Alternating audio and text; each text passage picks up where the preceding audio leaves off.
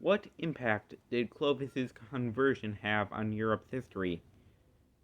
People often think of the baptism of Clovis in terms of French history, focusing on the decision to be baptized by the Roman Catholic Church as a foundational moment for the creation of the nation of France as a distinct Roman Catholic entity.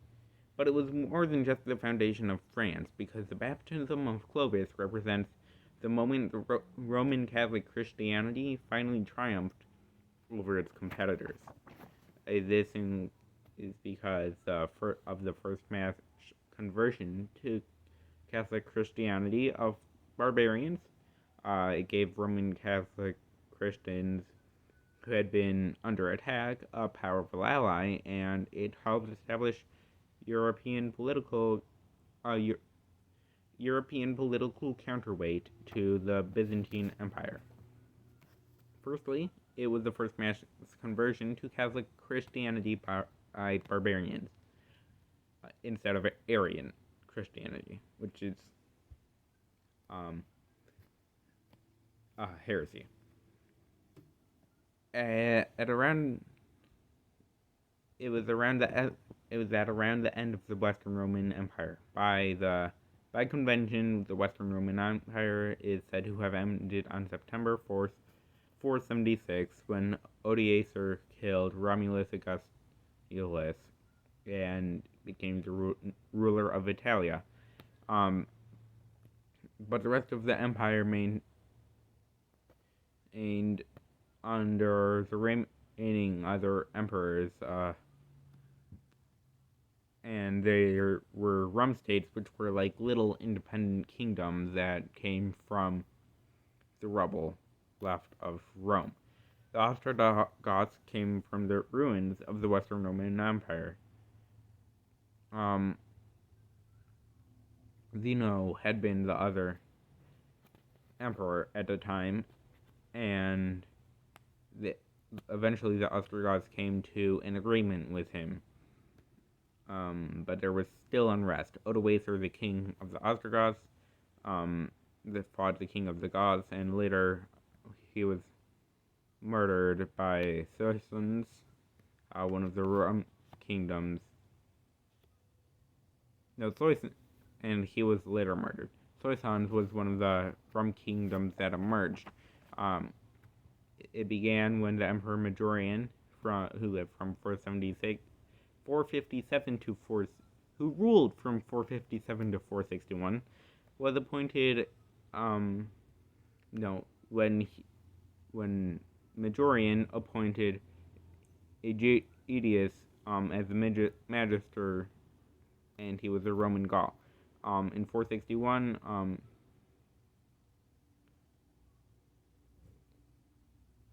they became they essentially followed most Roman traditions. Later, was Merovec, who from 495 to 458, and he was one of the founders of the Salian Franks, who later became a dominant Frankish tribe. And then even later, there was Childeric, who became king of the Salian Franks in 458.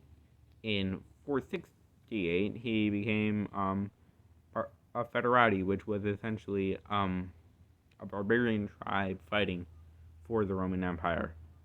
After defeating the Goths, he fought Odoacer. He attempted peace, but this kind of failed.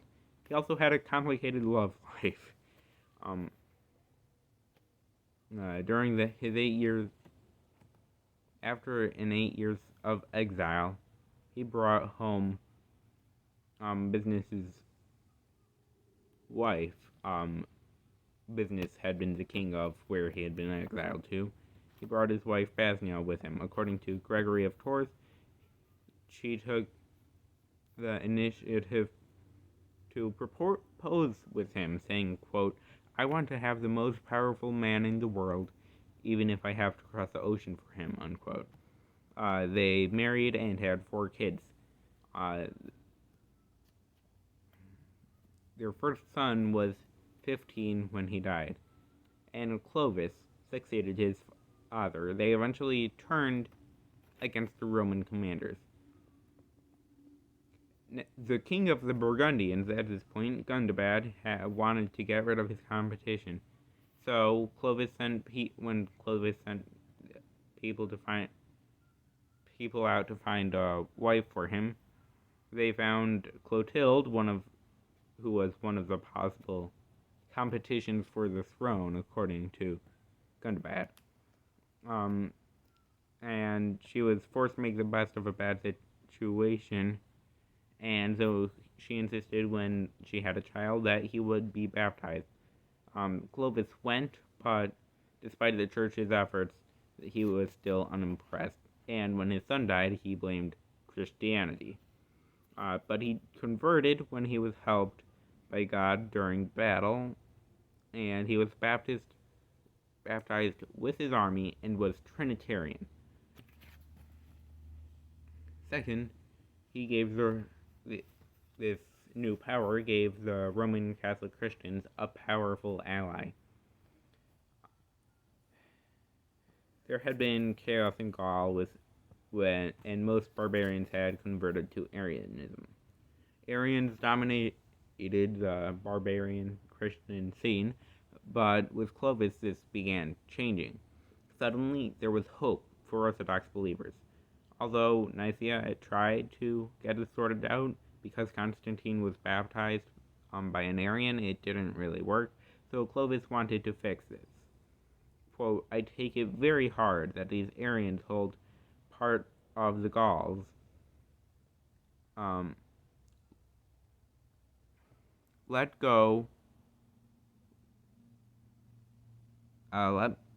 me go with God's help and conquer them and bring land under our control, unquote, said Gregory of Tours. But when they were passing Touraine, because of the St. Martin, who was very respected, he said they couldn't take anything, and essentially they hoped that this St. Martin would help them in a holy war. When a man took what he shouldn't have by force, he was killed. And third, he helped establish a European political counterweight to the Byzantine Empire. Odoacer came to power in the Western Empire, so now the Eastern Constantinople and the Eastern Roman Empire had all the political and therefore religious now weight. Quote, Clovis began the long and complicated history of relationships between kings of France and popes in Rome, unquote, said Richard Cavendish. There was mutual respect between Clovis and the Pope because they helped each other. Clovis is essentially muscle Christianity, was not to be disrespected. During one occasion, someone took from a church, and he promised to try to return it by still following barbarian rules. When he tried to take it without permission, someone broke it because he was not within the barbarian rules. And he pretended not to be mad, but later killed the man who did it. Eventually, the papacy elevated their alliance to a new level by appointing a later Frankish king, Charlemagne, as the first Holy Roman Emperor in 600. An effort was made by Byzantium by trying to get better friends to become more powerful. But despite the Council of Rome and giving poor money, it didn't really change. And after his death, he was buried at 45 years old. So, although, yes, Clovis's conversion did have an impact as essentially a start of an empire, It was also very important at the time as that it was Roman Catholic Christianity and a mass conversion, because it was the first mass conversion to Catholic Christianity of barbarians. It gave the Roman Catholic Christians a powerful ally, and it helped establish a European political counterweight to the Byzantine Empire. Thank you.